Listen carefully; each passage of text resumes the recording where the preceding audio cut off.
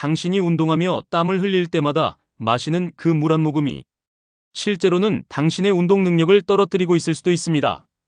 헬스장에서 운동하는 사람들을 관찰해 보세요. 대부분이 목이 마를 때마다 물을 벌컥벌컥 들이키고 있습니다. 하지만 이것이 정말 올바른 방법일까요? 스포츠 과학자들이 최근 발표한 연구 결과는 우리가 지금까지 알고 있던 상식을 완전히 뒤집어 놓았습니다.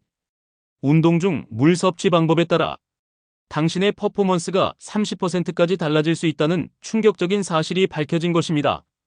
운동 능력을 좌우하는 수분의 비밀. 우리 몸의 60%는 물입니다. 하지만 운동을 시작하는 순간 이 균형이 급격히 무너지기 시작합니다. 체중의 단 2%만 수분을 잃어도 당신의 운동 능력은 눈에 띄게 감소합니다. 근력은 15%, 지구력은 무려 25%나 떨어지는 것입니다. 더 놀라운 사실은 목이 마르다고 느끼는 순간 이미 당신의 몸은 탈수 상태에 접어들었다는 점입니다. 갈증은 우리 몸이 보내는 마지막 경고 신호인 셈이죠. 그렇다면 언제 얼마나 마셔야 할까요? 하버드 의대 연구팀이 프로 운동선수들을 대상으로 진행한 실험에서 흥미로운 결과가 나왔습니다. 운동 전 충분히 수분을 보충한 그룹과 그렇지 않은 그룹 사이에는 놀라운 차이가 있었습니다. 사전 수분 보충 그룹은 같은 강도의 운동을 20분 더 오래 지속할 수 있었습니다. 당신이 몰랐던 탈수의 무서운 진실. 탈수가 진행되면 우리 몸에서는 연쇄 반응이 시작됩니다. 혈액이 끈끈해지면서 심장은 더 빠르게 뛰어야 합니다. 같은 운동을 해도 심박수가 분당 10회에서 15회까지 증가하는 것입니다. 이는 곧 피로감을 더 빨리 느끼게 만듭니다.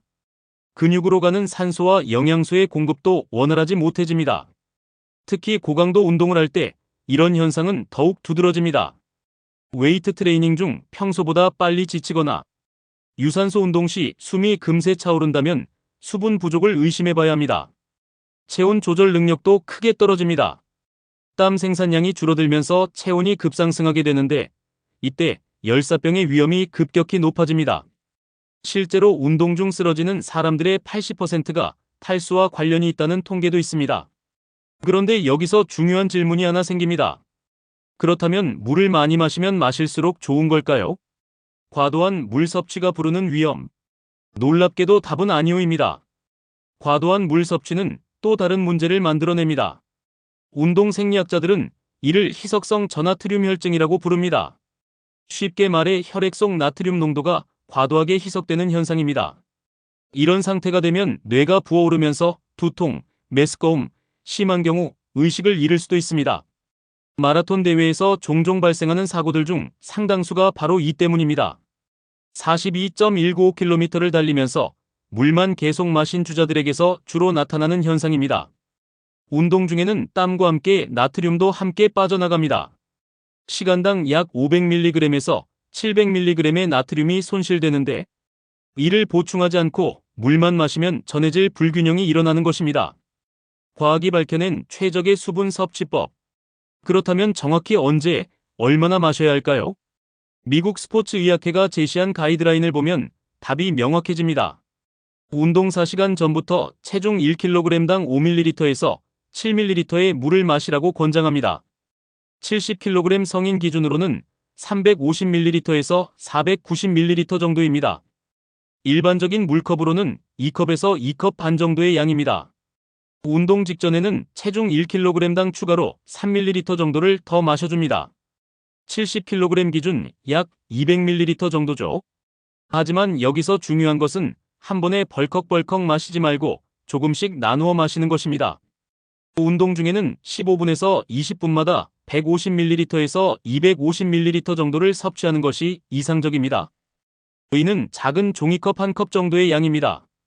목이 마르기를 기다리지 말고 규칙적으로 조금씩 마시는 것이 핵심입니다. 전해질이 게임 체인저인 이유. 1시간 이상의 고강도 운동을 한다면 물만으로는 부족합니다. 이때는 전해질 보충이 필수가 됩니다.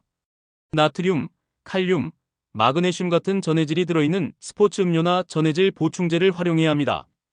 흥미로운 연구 결과가 하나 더 있습니다. 운동 중 코코넛 워터를 마신 그룹이 일반 물을 마신 그룹보다 더 오래 운동을 지속할 수 있었다는 것입니다. 코코넛 워터에는 자연적인 전해질이 풍부하게 들어있기 때문입니다.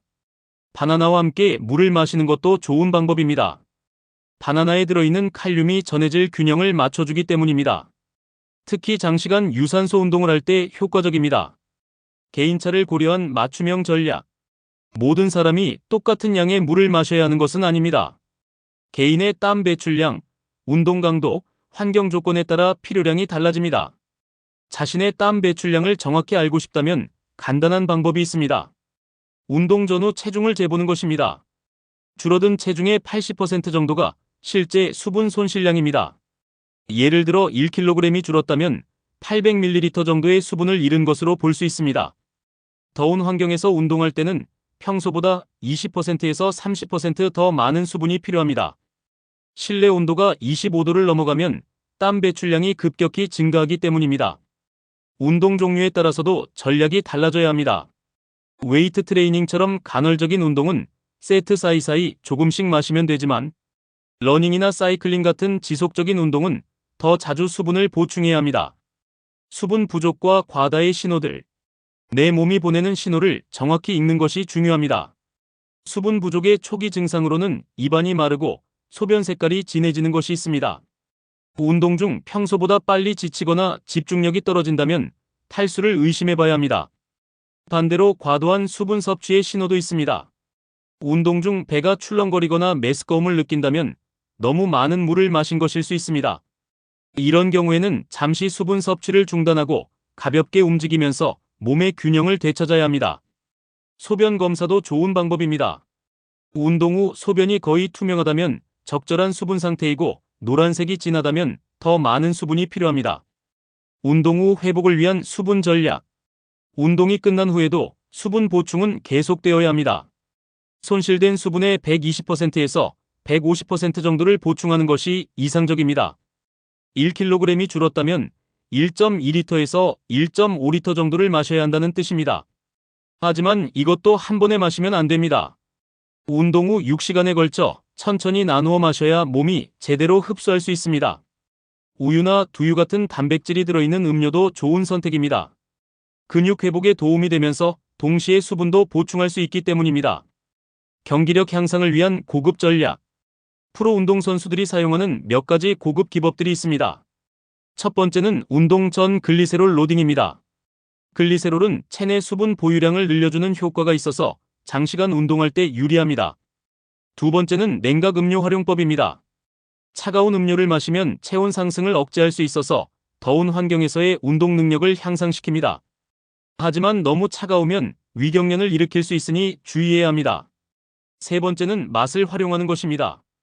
연구에 따르면 단맛이 나는 음료를 마시면 뇌가 에너지를 공급받는다고 착각해서 실제로 운동 능력이 향상된다고 합니다. 당신의 운동 효과를 극대화하고 싶다면 오늘부터라도 수분 섭취 전략을 바꿔보세요. 단순히 목이 마를 때 물을 마시는 것이 아니라 과학적인 방법을 적용해보는 것입니다. 기억하세요. 물 한 잔의 타이밍과 양이 당신의 운동 퍼포먼스를 완전히 바꿀 수 있습니다. 오늘 헬스장에 갈 때는 물병과 함께 시계도 챙겨가세요. 15분마다 한 모금씩 마시는 새로운 습관이 당신을 한 단계 더 높은 레벨의 운동선수로 만들어줄 것입니다.